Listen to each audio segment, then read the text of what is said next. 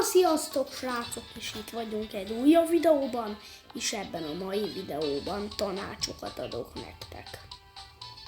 Igaz, már rég volt videó, vagyis nem rég, de ahol telefonon játszottam. Igazából legtöbbször gépen játszottam az utóbbi időkben.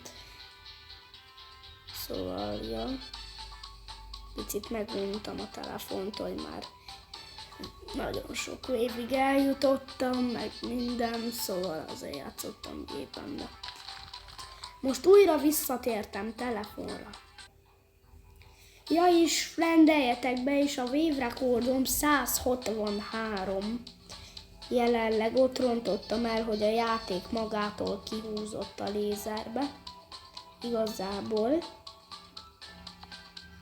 agyhalás volt, de nem baj. Amúgy a nézőkkel lehet, hogy még 200 is lesz az a rekord. Amúgy, szóval ja.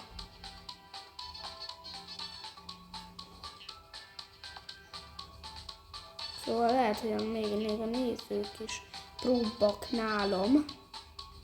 Bár mondjuk azt felteszem, hogy biztos. Van egy-két olyan néző, vagy több, akinek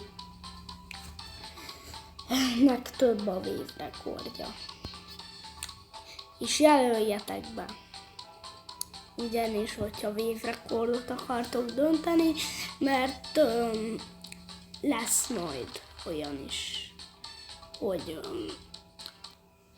véves videó, vagyis live, vagy nem tudom, ha majd meg lesz az 50. És minden feliratkozónak örülök, igazából nagyon örülök.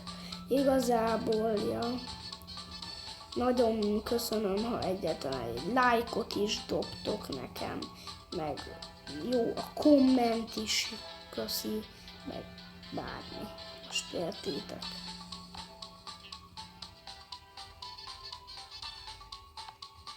Na és akkor kezdjük is a dolgokkal.